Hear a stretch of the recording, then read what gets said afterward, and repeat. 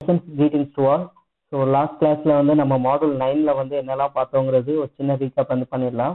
Introduction to multimedia சிஸ்டம்ஸ்ல நம்ம model 9ல நம்ம வந்து பார்த்தது வந்து பார்த்தீங்க அப்படின்னா எந்த மாதிரியான மல்டிமீடியாஸ் எல்லாம் இங்கே வந்து யூஸ் ஆகிக்கிட்டு இருக்கு, எப்படி வந்து அதை வந்து நம்ம வந்து டெலிவரி பண்ணிட்டு இருக்கோம், எதெல்லாம் வந்து யூஸ் பண்ணுறோம் அப்படிங்கிறத வந்து பார்த்துருந்தோம்.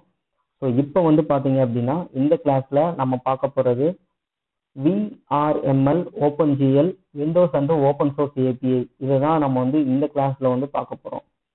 ஸோ ஃபர்ஸ்ட் இந்த VRML அப்படின்னா என்னங்கிறத வந்து பார்த்துடலாம். விர்ச்சுவல் ரியாலிட்டி மாடலிங் லாங்குவேஜை தான் வந்து என்ன சொல்லுவாங்க அப்படின்னா VRML அப்படின்னு வந்து சொல்லுவாங்க. இதோட ஸ்டாண்டர்ட் ஃபைல் ஃபார்மட் வந்து பார்த்தீங்க அப்படின்னா 3 டைமென்ஷனல் ரெப்ரசன்ட் மாடலை வந்து இன்ட்ராக்ட் வந்து பண்ணிட்டு இருக்கோம். இது வந்து வெக்டார் கிராஃபிக்ஸை வந்து டிஸ்பிளே வந்து பண்ணிட்டு இருக்குது. வித் வேர்ல்டு வைடு வெப்போட வந்து இது வந்து இன்டகிரேட்டட் வந்து ஆயிருக்கும். அதாவது நான் வந்து என்ன சொல்ல வரேன் அப்படின்னா 3D ஆப்ஜெக்ட் மாடலிங்காக வந்து இது வந்து இருக்கும். நான் ஆல்ரெடி சொன்ன மாதிரி எக்ஸ் ஆக்சிஸும் தெரியும், ஒய் ஆக்சிஸும் தெரியும், அதே மாதிரி இசட் ஆக்சிஸும் தெரியும். ஸோ 3 விதத்தில் 3 டைமென்ஷனையும் உங்களால் வந்து பார்க்க முடியும். So that is called virtual reality. இந்த மாடலிங் 3D மாடலிங்கில் தான் அந்த விர்ச்சுவல் ரியாலிட்டியை வந்து டிசைன் பண்ணியிருக்காங்க. ஆனால் என்ன ஒன்று அப்படின்னா அந்த 3D மாடலுக்கு உள்ள நம்ம இருக்கிற மாதிரி நம்மளை வந்து ஃபீல் பண்ண வைக்கும். அதுதான் அந்த விர்ச்சுவல் ரியாலிட்டி அப்படிங்கிறது.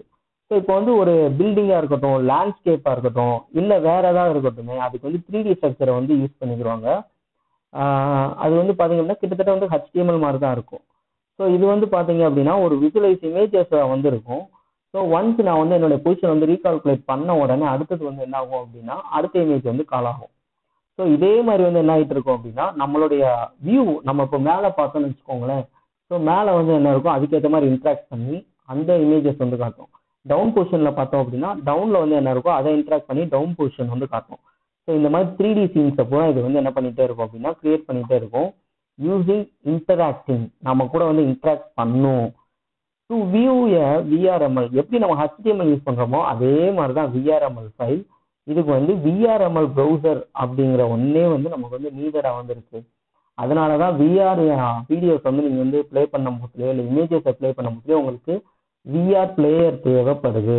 அதே மாதிரி VR கிளாஸஸ் இருந்தால் மட்டும்தான் உங்களால் அதை வந்து கிளியர் கட்டாக வந்து பார்க்க முடியும்.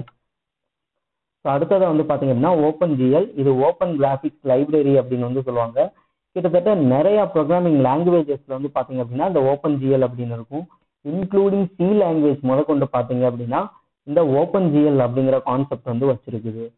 ஸோ இந்த கம்ப்யூட்டர் இண்டஸ்ட்ரீஸ்ல வந்து பார்த்தீங்க அப்படின்னா ஸ்டாண்டர்ட் அப்ளிகேஷன்ஸ் வந்து நிறைய வந்து இருக்குது. ப்ரோக்ராம் இன்டர்ஃபேஸ்க்காக இந்த OpenGL வந்து யூஸ் பண்ணுறாங்க.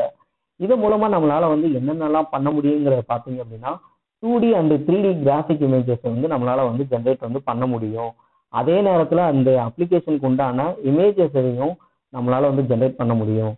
ஸோ இந்த OpenGL மூலமா நம்ம OS கூட இந்த நம்ம டெவலப் பண்ற இந்த இமேஜஸ் அப்புறம் வந்து இன்டர்ஃபேர் பண்ண வச்சு ஒரு சூப்பரான கிராஃபிக்ஸ் வந்து நம்மளால டிஸ்பிளே பண்ண முடியும். தட் மீன்ஸ் அந்த OSல இருக்க அடாப்டர் வந்து நமக்கு அந்த அளவுக்கு வந்து இந்த OpenGL மூலமா நமக்கு வந்து ஹெல்ப் பண்ணும்.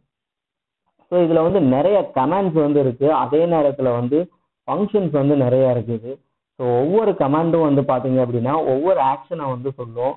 அதே மாதிரி ஒவ்வொரு ஃபங்க்ஷனும் வந்து பார்த்தீங்க அப்படின்னா ஒவ்வொரு ஸ்பெஷல் எஃபெக்ட்ஸை வந்து இதில் வந்து நமக்கு வந்து சொல்லிக்கிட்டு இருக்கோம். அதே மாதிரி லிஸ்ட் ஆஃப் தோஸ் கமாண்டை வந்து பார்த்தீங்க அப்படின்னா அந்த கமாண்டை நீங்கள் ஒவ்வொன்றா கொடுக்க உங்களுக்கு அதுக்கேற்ற மாதிரியான எஃபெக்ட்ஸும் வந்து பார்த்தீங்க அப்படின்னா பேரலாக வந்து நடந்துட்டு தான் இருக்கும். ஸோ OpenGL வந்து பார்த்தீங்க அப்படின்னா large number of built-in capabilities வந்து இருக்கும். அதுக்கு ஏற்ற மாதிரி API மூலமாக நம்ம வந்து அதை வந்து கண்ட்ரோல் வந்து பண்ண முடியும். ஸோ அதெல்லாம் என்னென்னங்கிறத வந்து பார்த்தோம்னா ஹிடன் சர்ஃபேஸ் ரிமூவல். ஸோ மறைஞ்சிருக்க சர்ஃபேஸ் வந்து ரிமூவ் பண்ணுறது, டிரான்ஸ்பரன்சி கொடுக்கறது, ஆன்டி அலைசிங் பண்ணுறது, டெக்ஸ்டர் மேப்பிங் பண்ணுறது, பிக்சல் ஆப்ரேஷன் பண்ணுறது, அதுக்கு அடுத்தது வீவிங் அண்ட் மாடலிங் டிரான்ஸ்ஃபர்மேஷன் பண்ணுறது, அட்மாஸ்பரிக் எஃபெக்ட்ஸ் வந்து கொடுக்குறது. ஹிடன் சர்ஃபேஸ் ரிமூவல்ங்கிறது மறைஞ்சிருக்கிற சர்ஃபேஸ் வந்து நம்ம வந்து ரிமூவ் பண்ணிக்கலாம். அதே மாதிரி ஒரு இமேஜஸ்ல டிரான்ஸ்பரன்சி ஃபார் எக்ஸாம்பிள் உங்களுடைய பேக்ரவுண்டை வந்து ரிமூவ் பண்ணி டிரான்ஸ்பரண்டா மாத்துறது, அது வந்து டிரான்ஸ்பரன்சி. ஆன்டி அலைசிங்கிறது உங்களுடைய இமேஜ் வந்து அப்படியே வந்து அதுக்கு ஆப்போசிட்டா வந்து மாத்துறது, கிரே ஸ்கேலிங் அந்த மாதிரி வந்து கொண்டு போறது.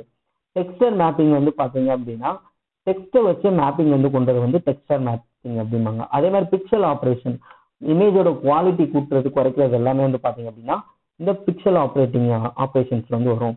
அதே மாதிரி டிரான்ஸ்ஃபர்மேஷன்ஸ் பண்றது, ஒரு மாடலை வந்து டிரான்ஸ்ஃபர்மேஷன் பண்ணி காட்டுறது. நான் கூட ஒவ்வொரு ஸ்லைட்லயும் ஒரு ஈமோஜி வந்து வச்சிருப்பேன் யோசிக்கிற மாதிரி. அது வந்து பாத்தீங்கன்னா ஒரு சின்ன டிரான்ஸ்ஃபர்மேஷன் இருக்கும்.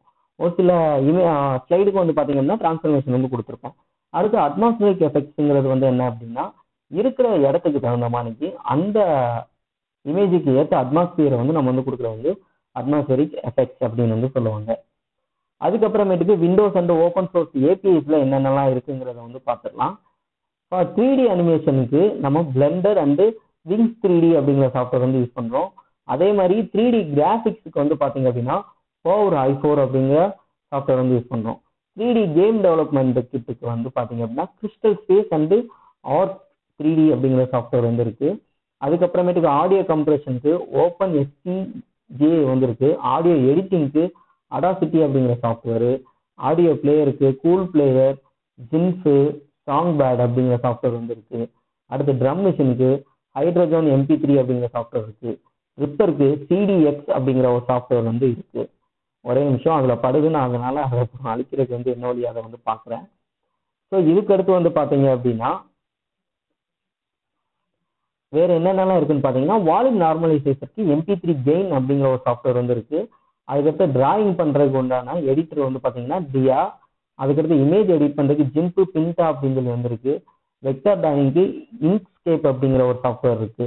டிஜிட்டல் பெயிண்டிங்க்கு மை பெயிண்ட் அப்படிங்கிற ஒரு சாஃப்ட்வேர் இருக்கு. இன்டர்நெட் டிவி பிளாட்ஃபார்முக்கு மிர்ரோ அப்படிங்கிற ஒரு சாஃப்ட்வேர் இருக்கு. வீடியோ கேப்சருக்கு விர்ச்சுவல் டப் அப்படிங்கிற ஒரு சாஃப்ட்வேர் வந்து இருக்கு. அதுக்கடுத்து வீடியோ எடிட்டிங்க்கு ஜகாஸ்டா, அவிட்மக்ஸ், இது போக உங்களுக்கே நிறைய தெரியும் அந்த சாஃப்ட்வேர்ஸ் எல்லாம் வந்துருக்கு. ஸோ இதோட வந்து பாத்தீங்க அப்படின்னா உங்களுக்கு செகண்ட் யூனிட் வந்து முடியுது. ஃபர்ஸ்ட் யூனிட் வந்து முடியுது. மல்டிமீடியா சிஸ்டம்ல 10 மாடல் வந்து இதோட வந்து முடியுது. ஸோ முதல்ல இருந்து பாத்தீங்க அப்படின்னா உங்களுக்கு மல்டிமீடியா என்ன இன்ட்ரோடக்ஷன்ல இருந்து ஆரம்பிச்சு இப்போ ஃபைனலா என்னென்ன சாஃப்ட்வேர்லாம் இருக்குங்கிற லெவலுக்கு நம்ம வந்து பார்த்துட்டு இருக்கோம். இதுதான் மல்டிமீடியாவோட இன்ட்ரோடக்ஷன். ஸோ இதுல வந்து நான் வந்து உங்களுக்கு வந்து ஒரு 5 அசைன்மெண்ட் வந்து கொடுக்க போறேன். 5 அசைன்மெண்ட் கொஸ்டின்ஸ் வந்து கொடுக்க போறேன். இதுல முதல் கொஸ்டின் வந்து பாத்தீங்க அப்படின்னா ரைட் அபவுட் மல்டிமீடியா எலமெண்ட்ஸ். ரெண்டாவது question explain any 5 applications of multimedia. ஏதாவது ஒரு 5 அப்ளிகேஷன்ஸ் வந்து எழுதுங்க. மூணாவது கொஸ்டின் வந்து பாத்தீங்க அப்படின்னா மல்டிமீடியா சிஸ்டமோட ஆர்கிடெக்சர். நாலாவது கொஸ்டின் வந்து பாத்தீங்க அப்படின்னா மல்டிமீடியாவோட IMA ஆர்கிடெக்சர், அது இன்டராக்டிவ் மல்டிமீடியா அசோசியேஷன். ஸோ அதுதான் வந்து IMA ஆர்கிடெக்சர். அதுக்கப்புறமேட்டுக்கு 5வது கொஸ்டினா நான் இப்போ கொடுக்க போறது, இது என் வாய்ஸை கேட்டா மட்டுமே உங்களால வந்து எழுத முடியும். ஸோ அதனால கவனமா கேட்டுக்கோங்க. 5வது கொஸ்டினா நீங்க வந்து எழுத வேண்டியது வந்து என்ன அப்படின்னா மல்டிமீடியால உள்ள அந்த ஹைப்பர் மீடியா, அதுக்கப்புறமேட்டுக்கு ஒரு நிமிஷம், ஹைப்பர் மீடியா,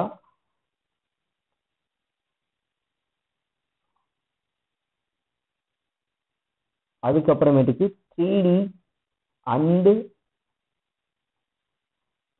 ஹோலோகிராஃபிக்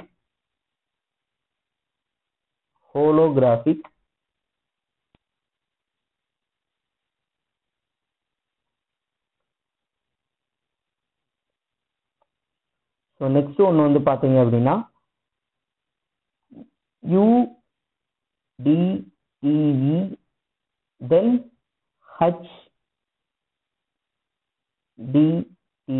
HDTV பற்றியும் UDTV பற்றியும் நீங்கள் வந்து எழுதணும்.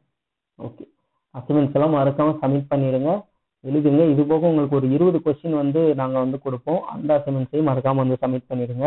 இது பூரா வந்து இன்டர்னல் மார்க்கில் வந்து ஆட் ஆகும். நம்ம வந்து அடுத்தது வந்து நெக்ஸ்ட் கிளாஸ்ல வந்து நம்ம வந்து பார்க்க போறது வந்து பாத்தீங்க அப்படின்னா யூனிட் 2 வந்து பார்க்க போறோம். சரிங்களா? ஸோ அதுக்கு முன்னாடி இந்த நம்ம இப்போ நடத்தின லாஸ்ட் 10th மாடல் உங்களுடைய புக்ல பேஜ் நம்பர் 14 to 16 வந்து இருக்குது. உங்களுக்கு உண்டான ரெஃபரன்ஸ் லிங்க் நான் வந்து கீழே வந்து கொடுத்துருக்கேன். வேற எதுவும் டவுட் இருந்தாலும் என்னை கான்டாக்ட் பண்ணி கேளுங்க. தேங்க்யூ.